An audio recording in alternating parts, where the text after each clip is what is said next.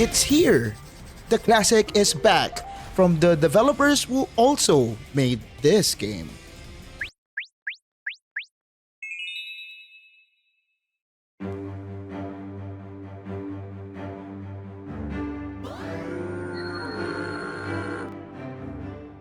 But beforehand, they were a legendary Japanese racing game studio, and from what we have here, it looks like they're taking the throne back with a showcase of immense potential. Now, I grew up loving racing games.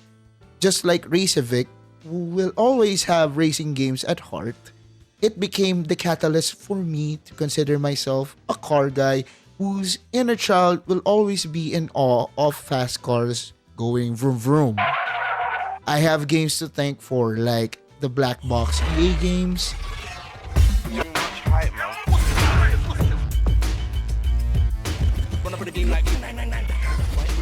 the absolute legends in Fully Funny Digital, and all of the other games listed in the screen now. Except for this particular series that focuses on highway racing within Tokyo's well-touted expressways that's popular with racers worldwide. Now, I want to definitely highlight the star of the show, the Tokyo Expressway, which the devs gave no hesitations in faithfully adapting its entirety in our favorite game engine, Unreal Engine 5. Just like the Autobahn, this highway system is well loved by us speed demons due to the history of racing within its roads. Well, not really legal racing, but it's with their culture of racing with discipline, with groups of legends as of the Midnight Club and their likes, who have traversed the roads to pave a culture of speed and JDM excellence. If you're a daredevil who's looking for immense speed, you're out of the toges for this one and in the blistering beating heart of the Wangan.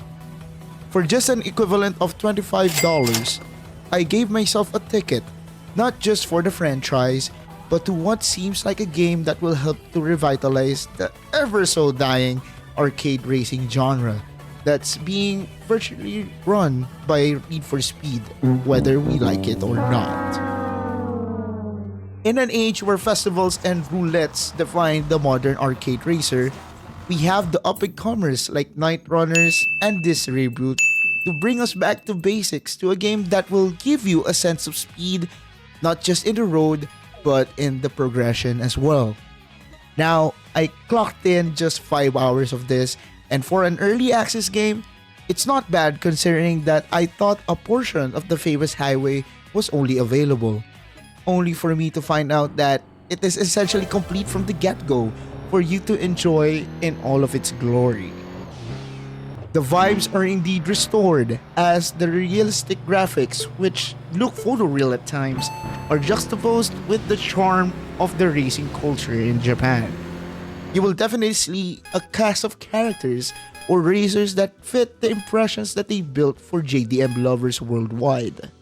Once you get through the initial cruise, you're definitely trusted to more fitting night runners of the Wangan through various degrees of wit and otherworldly pursuits that you call night racers. I just love it when games don't take themselves seriously, and this game is displaying that it can do both, taking it like a champ and jesting around at the same time. The sense of speed is definitely one of its strong suits. If you're familiar with the literal arcade cabinets who hosted the Wangan games in your local arcade places, you'll see a familiar aesthetic in the driving. I am a kid who was spoiled in the arcade times where they're still popular, and those cabinets who required you to tap your membership cards to save your progress and whatnot are the first thing that came into mind, since that little throwback that made me familiar with the unfamiliar. Going 100 miles per hour feels like gunning for twice the amount of speed, which is something that was lacking in games like Need for Speed Unbound for me. And that's just the fresh air I needed to get back into racing games that focuses on fun. And Genki is making sure it'll restore the feeling for us deprived of this feeling for the longest time. It is not without its faults though, which from the time of creating this video, are valid and should be addressed soon. The big thing that grinds my gears is how the game's progression system is set up.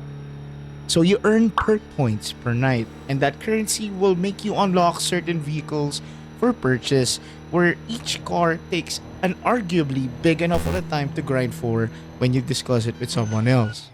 I think the level of grind the game asks of you within the time of the recording is a bit too much. I didn't expect to be putting my Miata up to the likes of R33s and 22Bs and actually winning. That doesn't make sense to me. The biggest complaint I feel is the AI. There are numerous reports that in the latter parts of the game, cheesing the AI is the only viable solution to win. I mean, what's the essence of SP point system if the spirit we're battling is the way the AI will bang itself onto traffic, making it lose by distance even though they have the chance to catch up since the levels of the enemies aren't seem balanced at the moment. With the maximum amount of horsepower you can attain is with an RX-8 of 350 brake horsepower battling AI that have 450 brake horsepower machines. All of that is valid and we should keep being vocal about these things since this is the best chance we can get racing games like this again.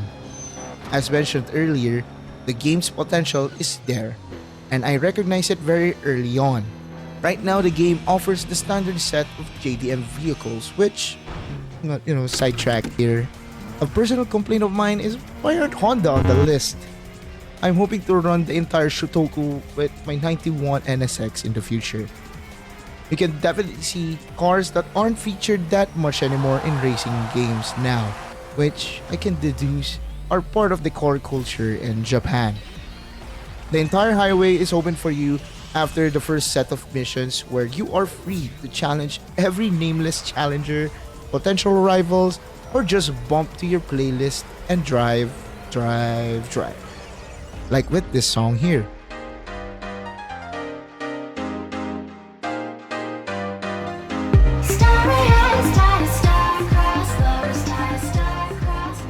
It'll definitely help you get the need for speed that's definitely lacking for years, that's for sure. I heavily suggest you roll with this game. You will not be disappointed in trusting the reboot of Tokyo Xtreme Racer. I'll catch you in the next one.